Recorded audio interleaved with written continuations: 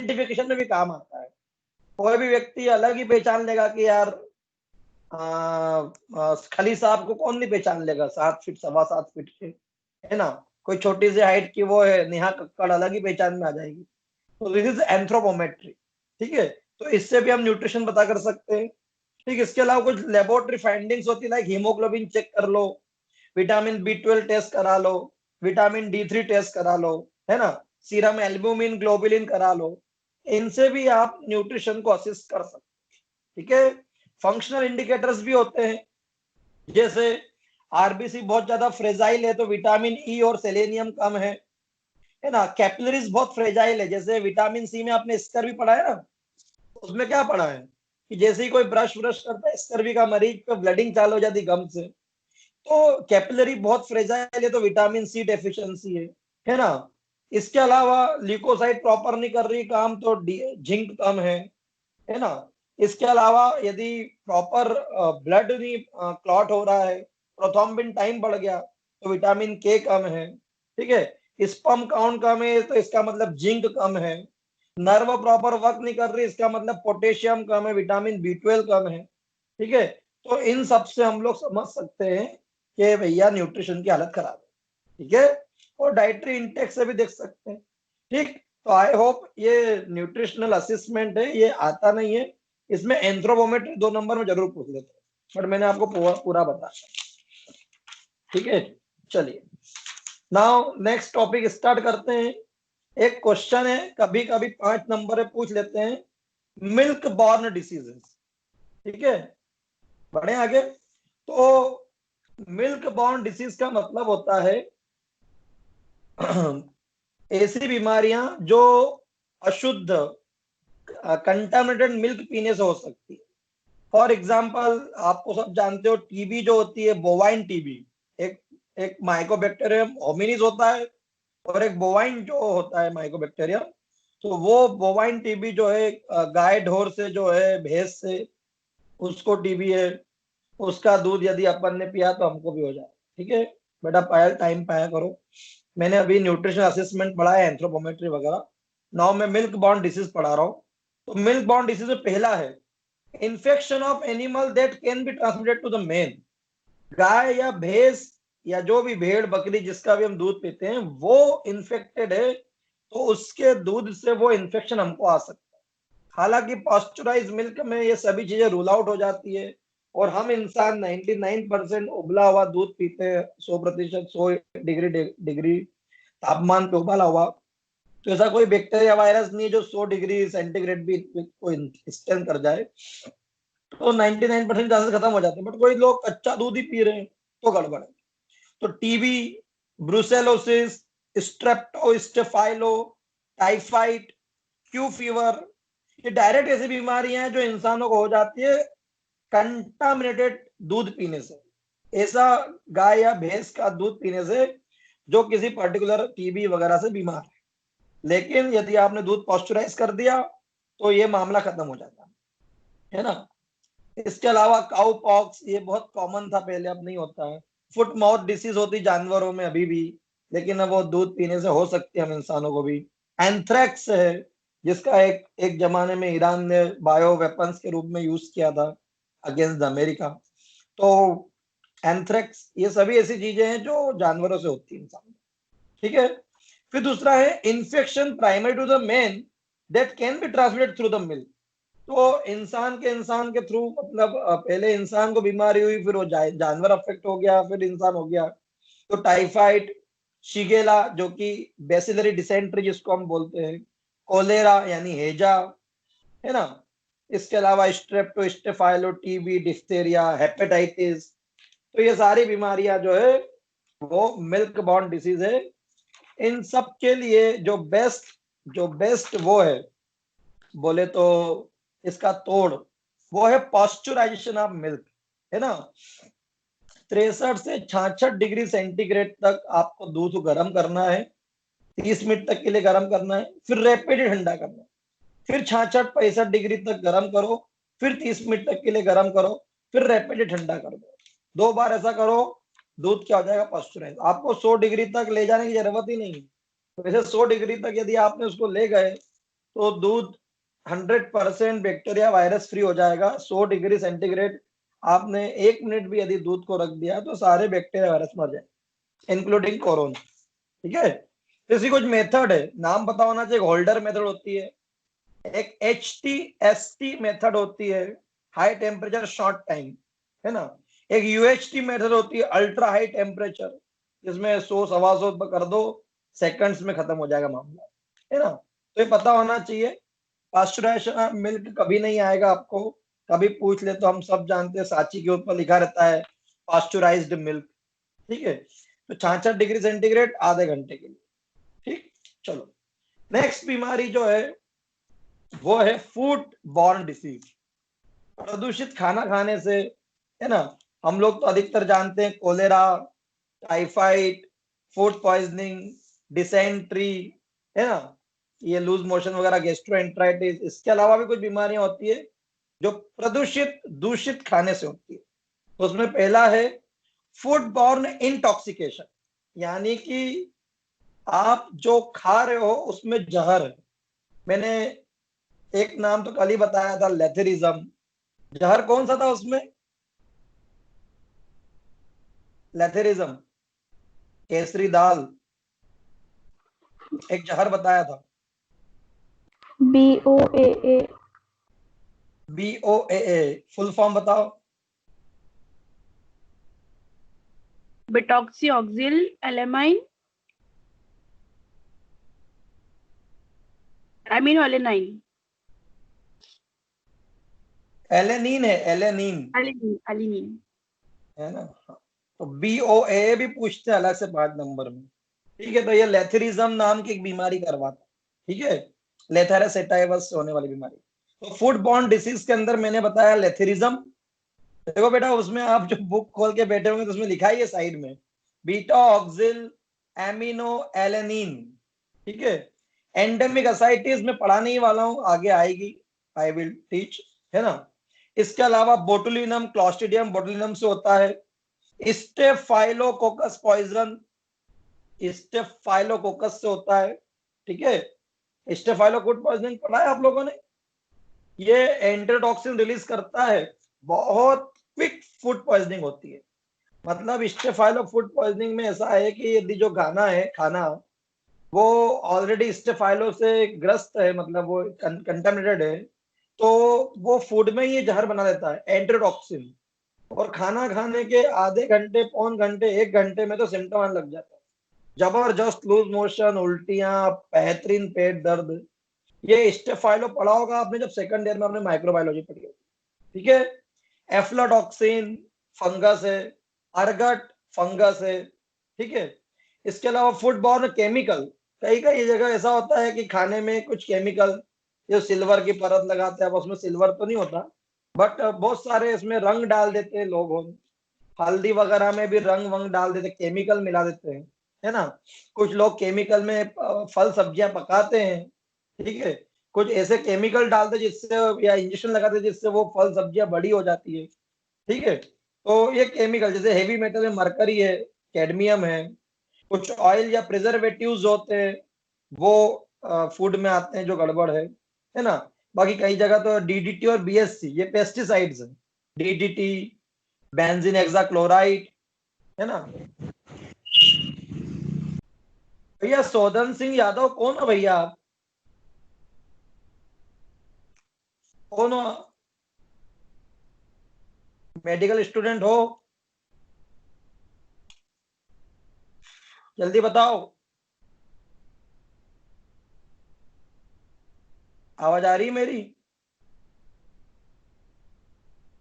चलो रिमूव कर देना भैया, है ना। ओके, तो फूड बॉर्न डिसीजेस की बात हो रही है। तो लैथेरिज्म, एंडेमिक असाइटिस, बोटुलिनम, ठीक है, staphylo poisoning, aflatoxin, ergot fungus से होने वाले, पेस्टिसाइड्स। ठीक, ये फूड बॉर्न इंटॉक्सिकेशन है, जहर। अब फूड बॉर्न इन्फेक्शंस भी होते हैं।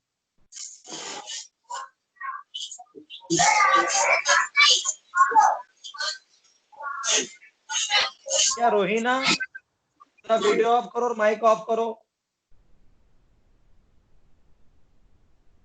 वीडियो और माइक ऑफ करो।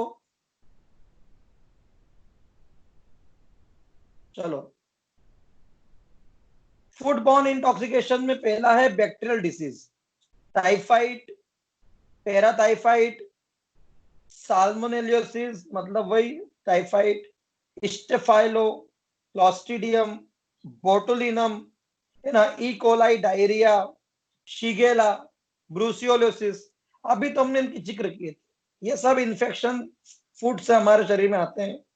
वायरल में हेपेटाइटिस है,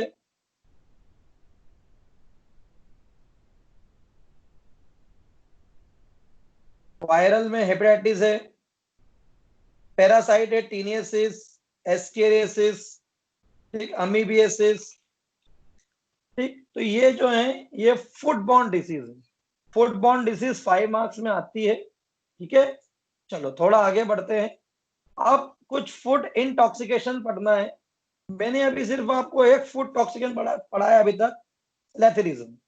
लेथेरिज्म लेथारेसेटाइवस खेसरी दाल, जो कि तुवर दाल की फोटोकॉपी है, उसके जैसे दिखती है।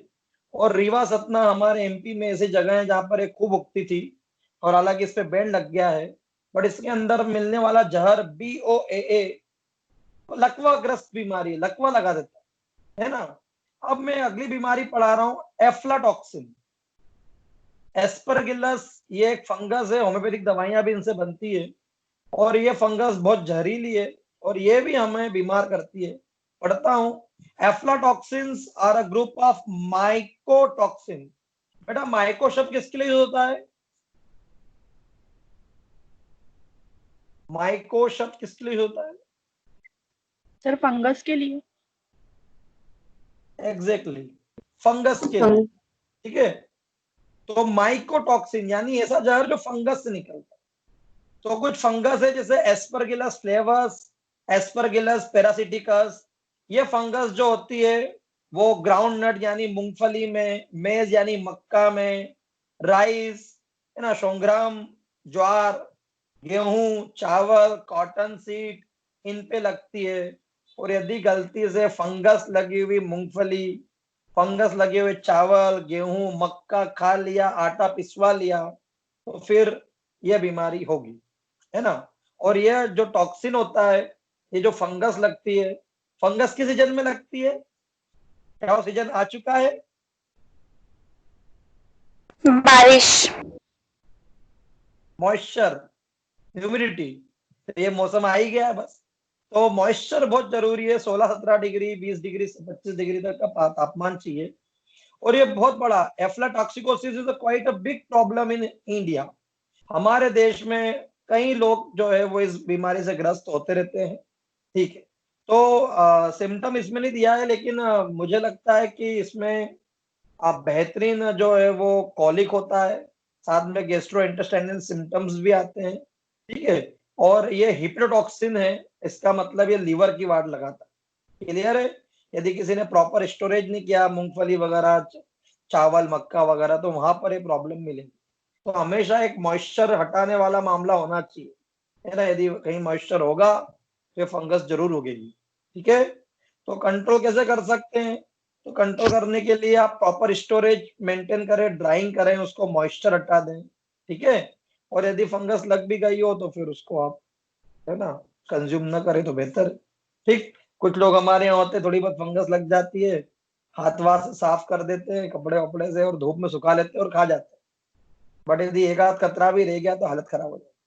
ठीक है, तो ये एफ्लाटॉक्सिन है, 5 नंबर में आता है। Next, ergot. अर्गट क्लेविसेप्स प्यूपुरा, है ना, ये फंगस से होता है। इससे भी होम्योपैथिक रेमेडी बनती है। आप लोग मुझे नाम बताना, यदि किसी को बता है तभी बता दो, ऐसे ढूंढना। एक होम्यो रेमेडी बनती है इससे। ठीक है, चलो, अबॉर्शन में भी काम आती है ना, अपन देखते हैं, पता करो आप लोग। तो unlike Aspergillus, ergot is not storage fungus, but it is a field fungus. ये खेतों में लग जाती है। फूड ग्रेन सच एज बाजरा, राई, ज्वार, व्हीट, गेहूं have a tendency to get infested during the flowering stage of argot by the fungus. मतलब ये बोल रहा है कि जब भी इनमें बालियां आती, गेहूं में बालियां लग जाती, ज्वार में, मक्के में, जब फल और ये लगते हैं तब ये फंगस लग जाती है। इसलिए तो किसान बेचारे फिर क्या करते हैं, पेस्टिसाइड लगाते हैं। तो क्लेविसेस पर्प्यूरा इस अर्गट फंगस का एक और नाम है, ठीक है, जो बिल्कुल ब्लैक कलर की पूरे फूड ग्रेन पे ब्लैकिश धब्बे आ जाते हैं, जिसकी वजह से consumption of ergot infested grain lead to the ergotism. तो यदि किसी ने अर्गट लगा हुआ गेहूं खा लिया, मक्का खा लिया, तो उसकी हालत खराब हो जाएगी, है ना। तो नोजिया, वोमिटिंग, डीजीनेस, ड्राउजीनेस, सुस्ती आ जाएगी, बहुत ज्यादा चक्कर आएंगे, है ना। इसके अलावा मरोड़ आएगी पेट में बहुत ज्यादा, बहुत जबरदस्त, ठीक। ये सिम्टम है। यदि लंबे समय तक ये व्यक्ति ये करता रहेगा तो ब्रेन की हालत खराब हो जाएगी, लकवाग्रस्त व्यक्ति हो सकता है। इनिशियली तो उल्टी, दस्त, फूड पॉइजनिंग के सिम्टम्स आएंगे, पर कोई क्रोनिक कंज्यूमर है, खाए जा रहा है, खाए जा रहा है, इतना होने के बावजूद भी, तो लकवाग्रस्त हो जाए, ठीक है। चलो, उबाल कर इसको ठीक कर सकते हो, लेकिन अब क्या, गेहूं कैसे उबालें, उससे तो आटा बनाना है। फिर मक्का कैसे उबाले, उससे तुमको आटा बनाना है, तो फिर गड़बड़ है। चावल वावल में तो चलो मान लो उबल जाएंगे, बाकी फिर तकलीफ, ठीक है। नेक्स्ट टॉपिक है, 5 मार्क्स में आता है, एपिडेमिक ड्रॉपसी। तो एपिडेमिक मतलब महामारी। आपकी उम्मीद से जब भी कभी कोई एक्सपेक्टेड फ्रीक्वेंसी बढ़ जाए किसी बीमारी की, तो epidemic.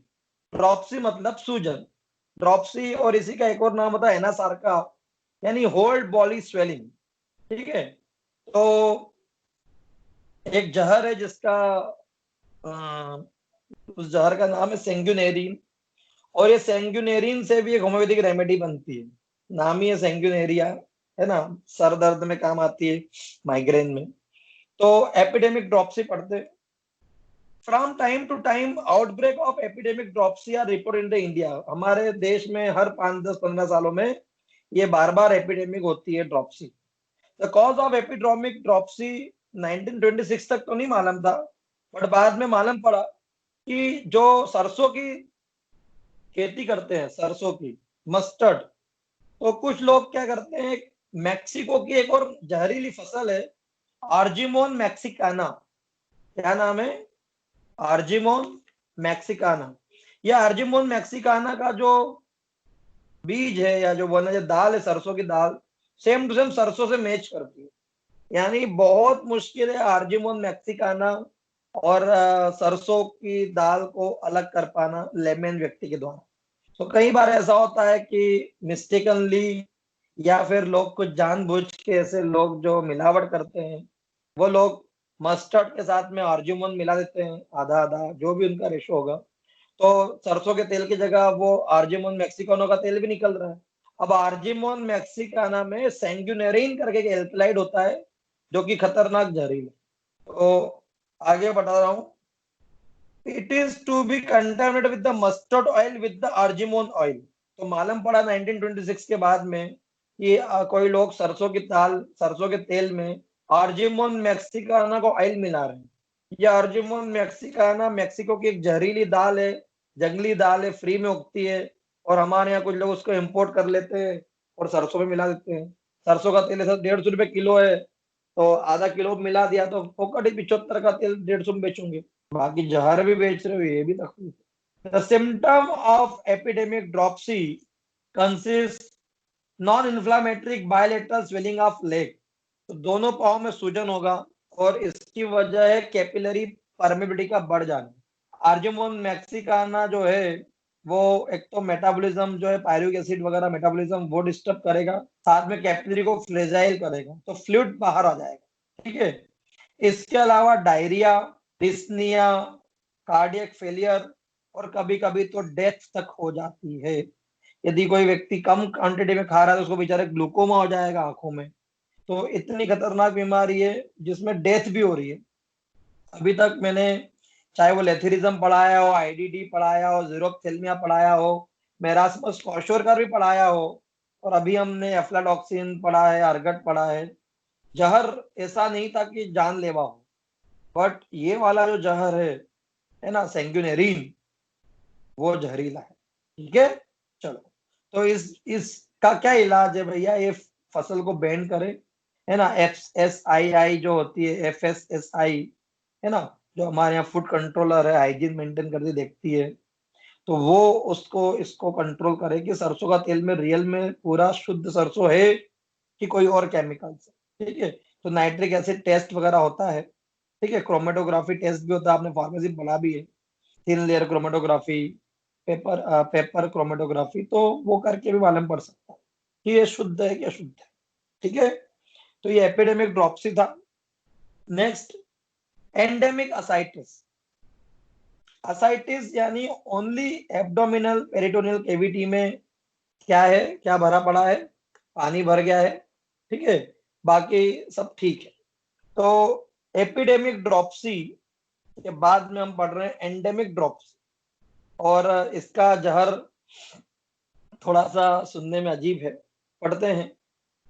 In Kusmi block of the Surguja district in MP during 1973, सन 1973 में हमारे ही मध्य प्रदेश के एक सरगुजा जिला है, उसमें एक छोटा सा ब्लॉक है, कुस्मी, कुस्मी ब्लॉक, है ना, मुझे लगता है शिवराज सिंह के उधर आसपास का एरिया है ये।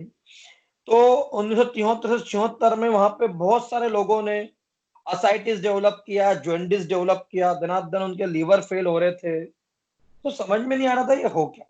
ठीक है, बहुत सेक्सेस इक्वली अफेक्टेड थे, सारी उम्र में हो रहा था, और 40% मृत्यु दर भी थी।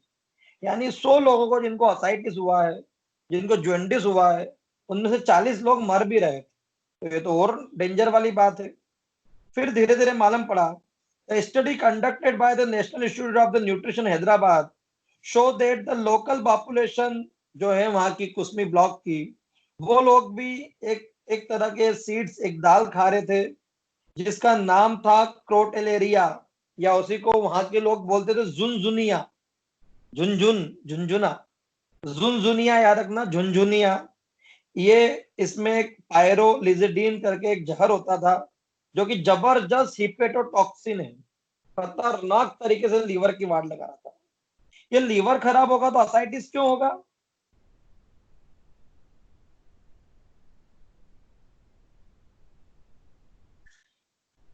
आवाज आ रही है?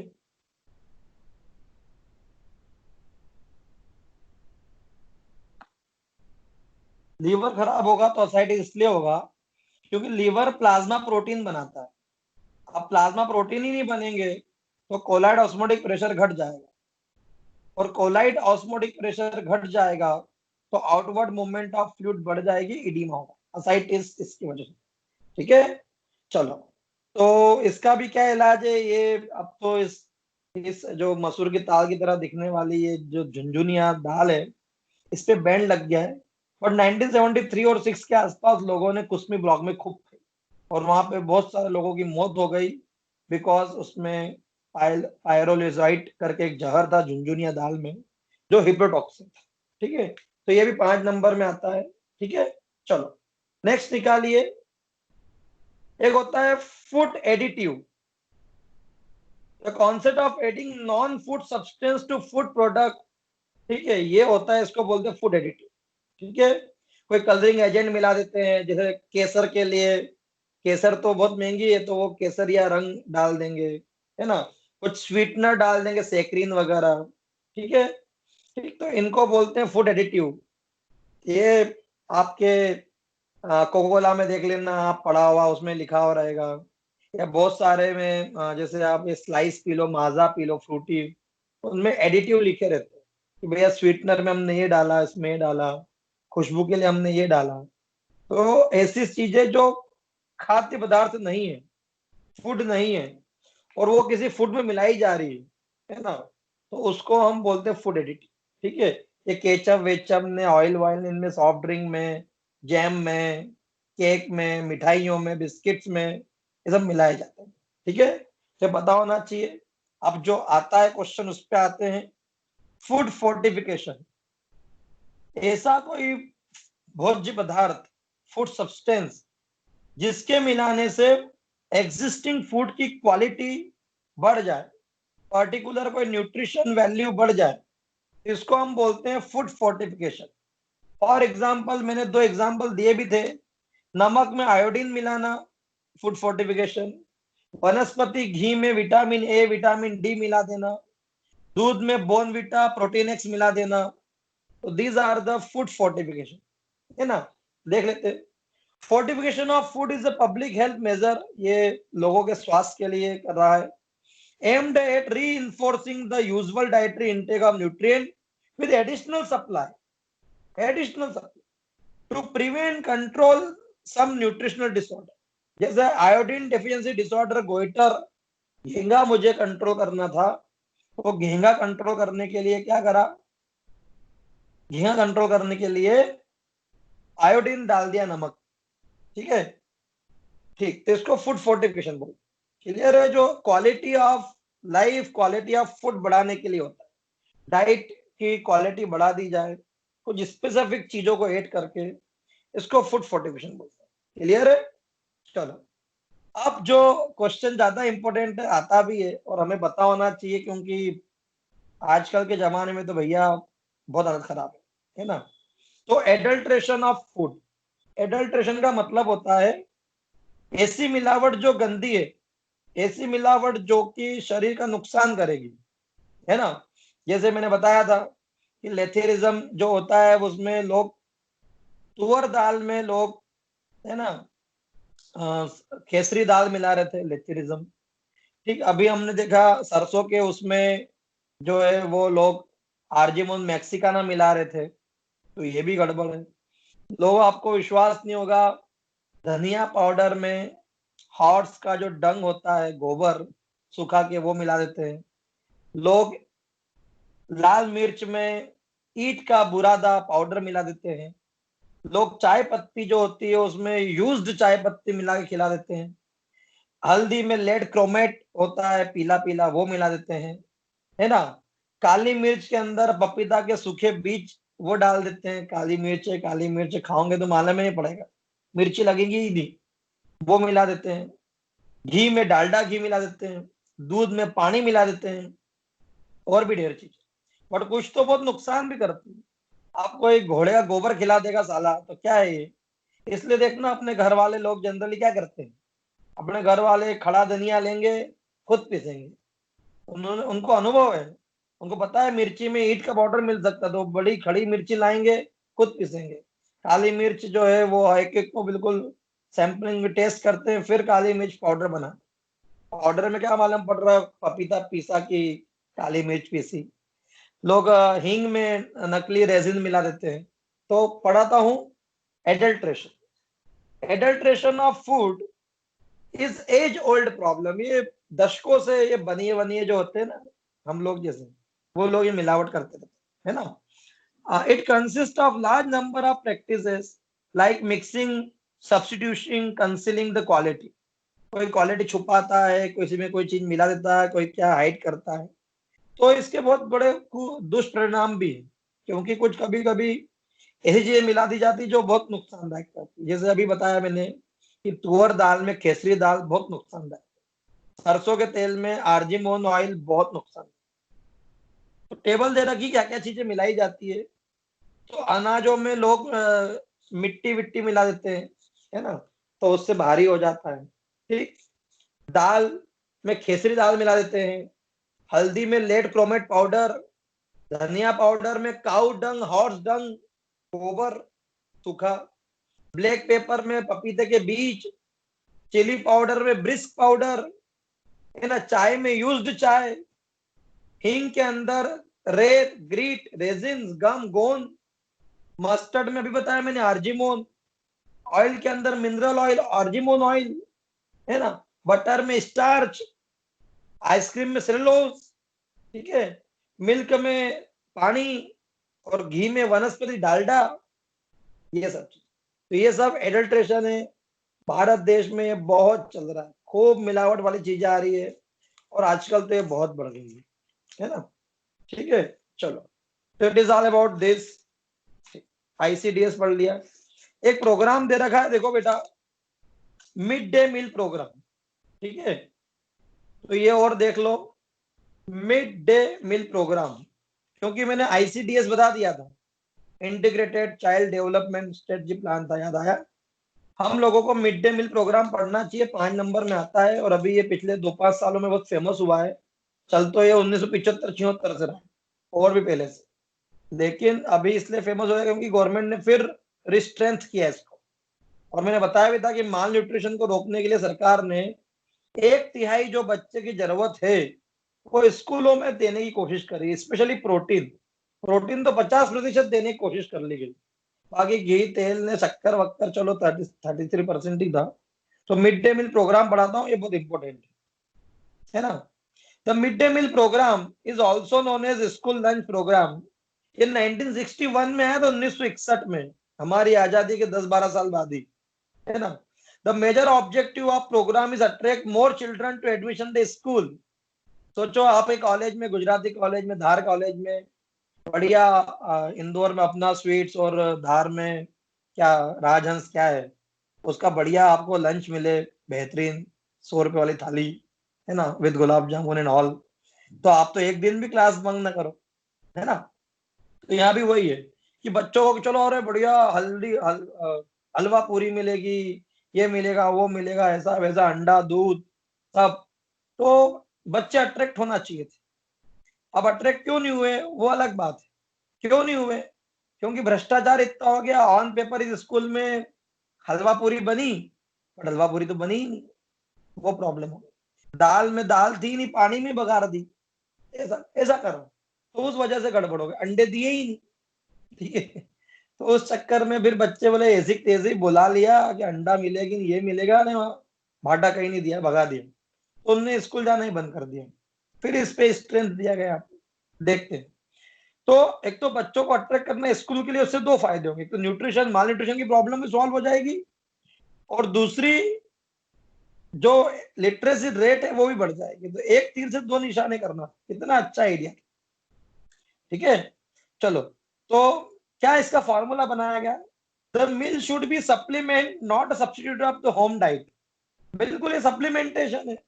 होम डाइट को कैसे आप कर सकते हो कि भैया बच्चे को अपन ने स्कूल में खाना खिला दिया है, नाश्ता करा दिया, इसका मतलब ये नहीं कि आप घर पे लंच डिनर ही स्किप करवा दो, है ना।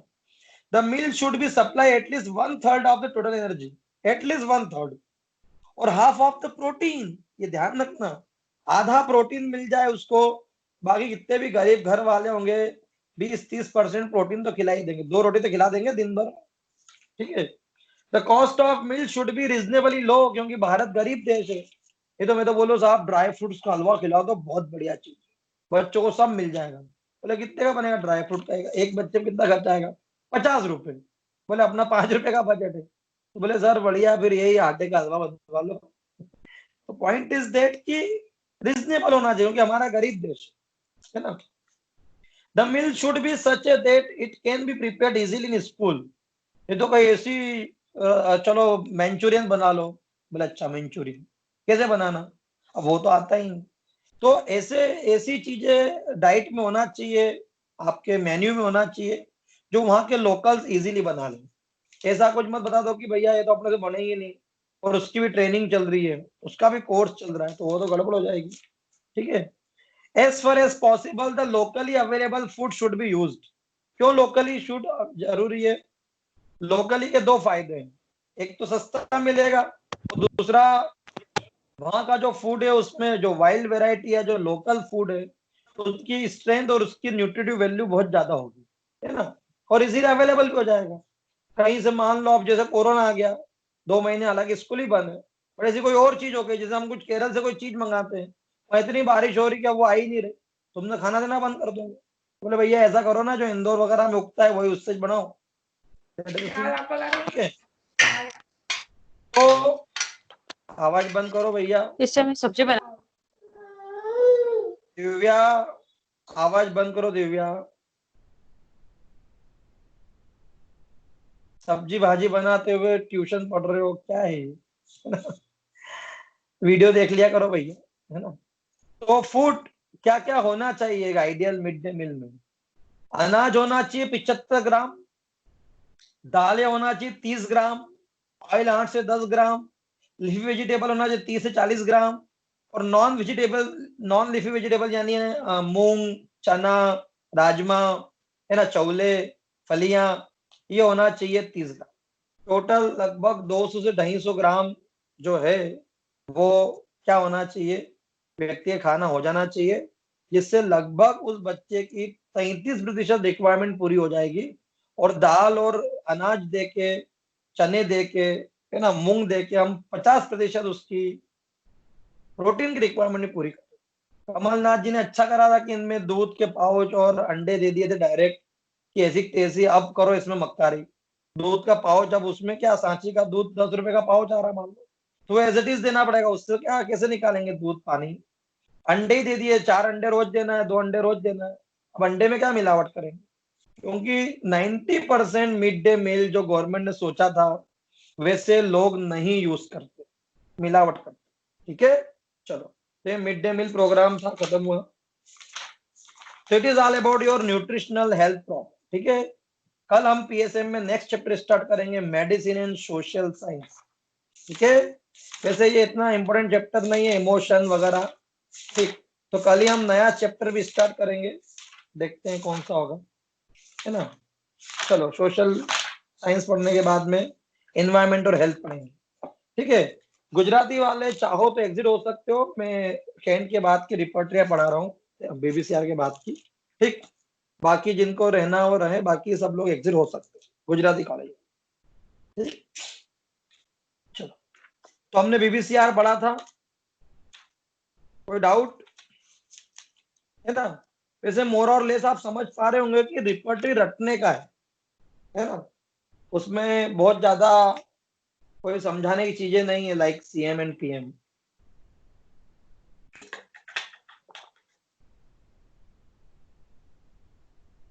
चलो, बीबीसीआर में अपन ने कुछ छोड़ा तो नहीं था ना, नहीं छोड़ा था।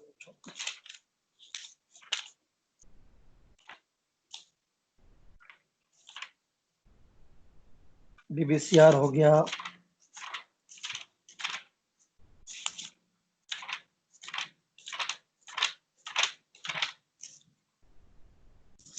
चलिए नाउ चैप्टर नंबर 3 निकालिए, मॉडर्न रिपर्टरीज।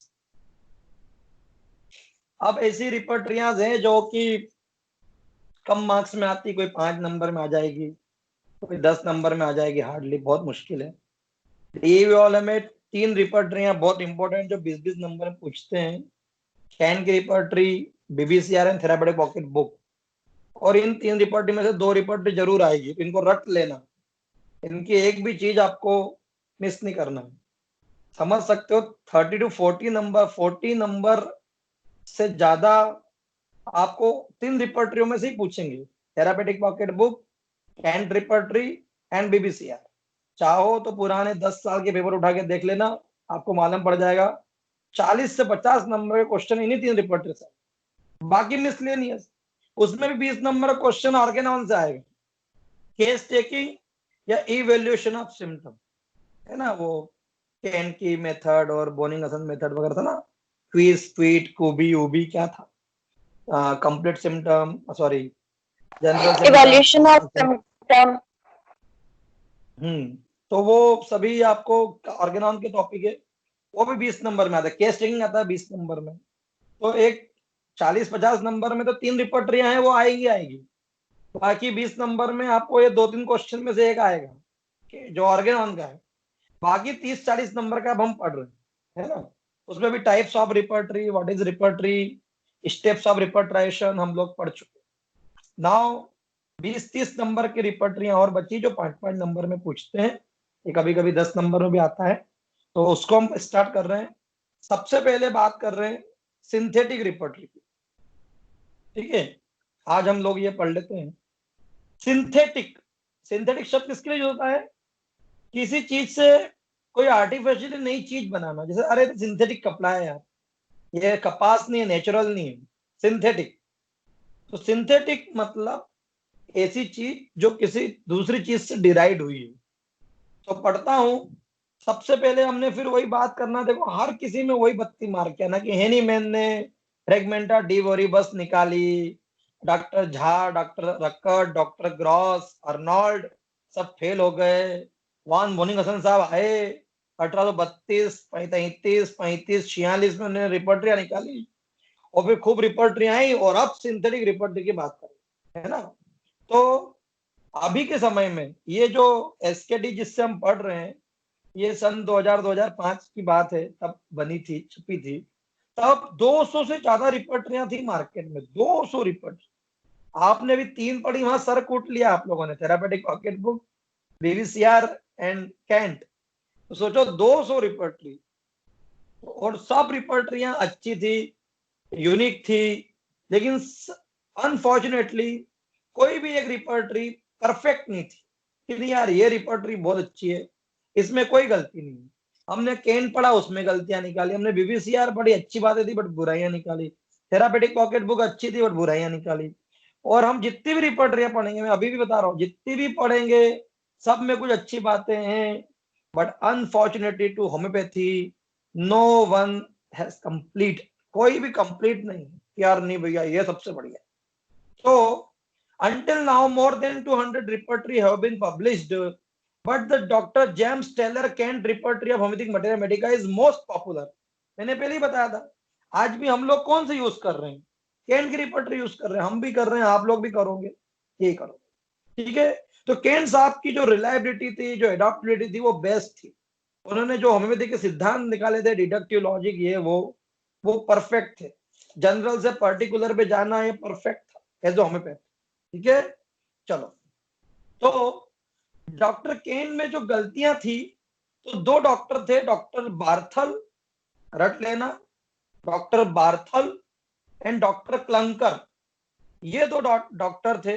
इन्होंने केन की रिपर्टरी और साथ में जो भी उस समय का जो एक्सिस्टिंग डेटा था, जो होम्योपैथी का लिटरेचर था, और कोई सी नई दवाइयां जो प्रूव हुई थी, कोई सी नई थ्योरी आई थी, उन सबको कलेक्ट किया, और केंट साहब की रिपर्टरी से इंस्पायर होके उन्होंने एक और रिपर्टरी बनाई जो पूरी केंट के ही फॉलो में थी, लेकिन उसमें जो गलतियां थी केंट में उन्होंने काटा थोड़ा बहुत और नया लिटरेचर ऐड कर दिया। तो उस रिपर्टरी का नाम है सिंथेटिक रिपर्टरी।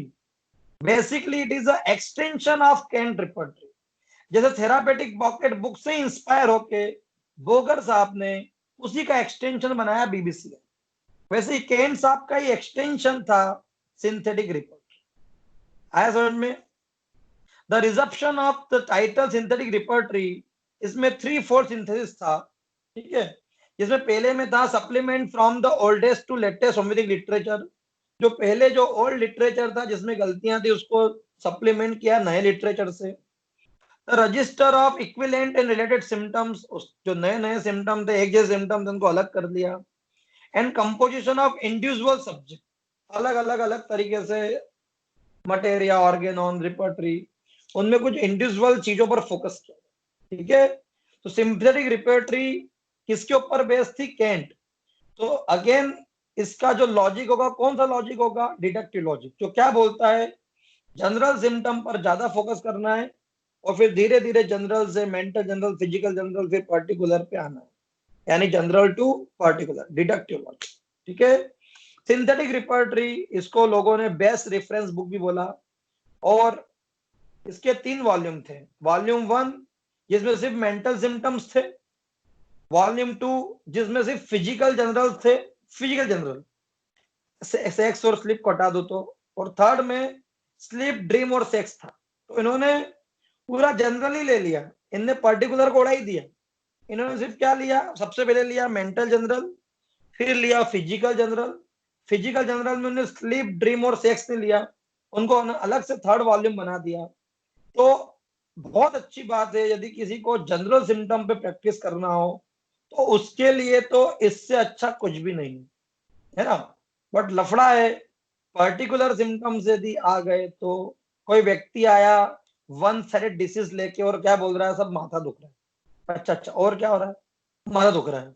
और क्या? ठंड ज्यादा लगती, गर्मी, सब ठंड गर्मी सब लगती है, प्यास बढ़िया है, खाने में सब पसंद है, नींद सब बढ़िया, कोई जनरल दे ही नहीं रहा है। वो तो मेंटल, सर स्वभाव मेरा बहुत अच्छा है, आप बस आप मेरा ये सर दर्द ठीक कर दो सर, स्वभाव में बता नहीं रहा, मेंटल भी नहीं दे रहा, अलग से कुछ भी नहीं दे रहा, तो फिर पर्टिकुलर में हेडेक कीजिए, तो फिर सिंथेटिक रिपर्टरी काम नहीं है, रूब्रिक ही नहीं मिलेगा। क्लियर है?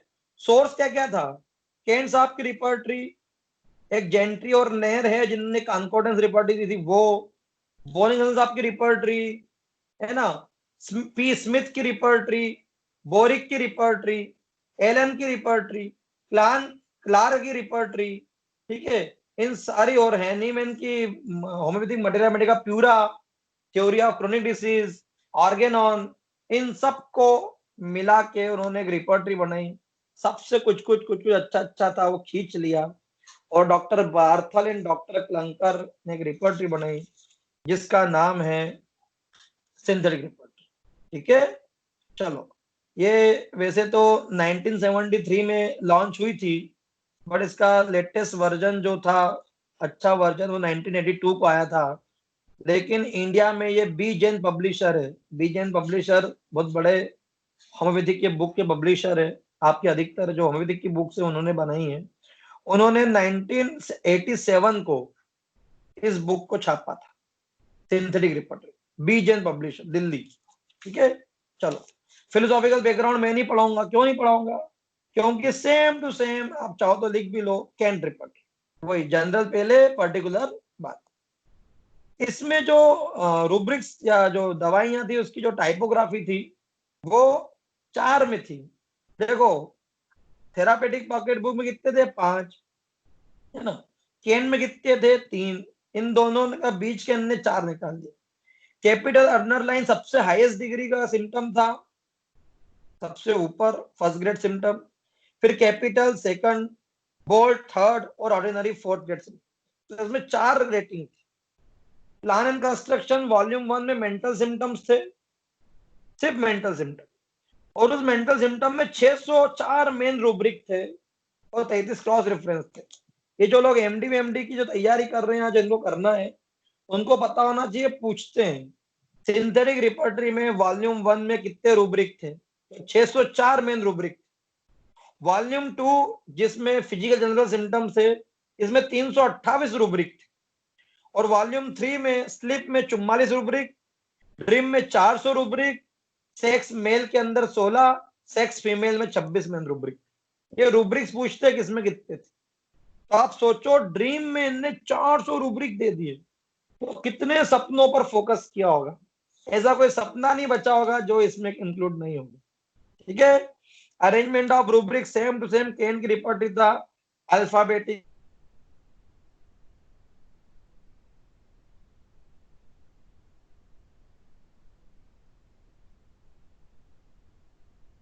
मेरी आवाज आ रही है?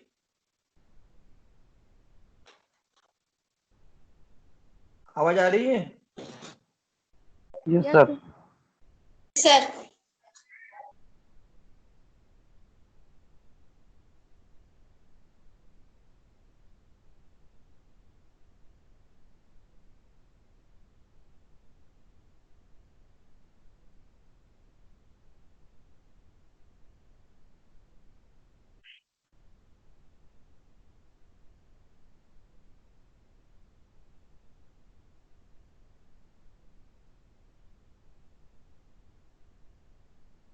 रिपोर्ट सेम टू सेम वही रिपोर्ट का अरेंजमेंट था, अल्फाबेटिक।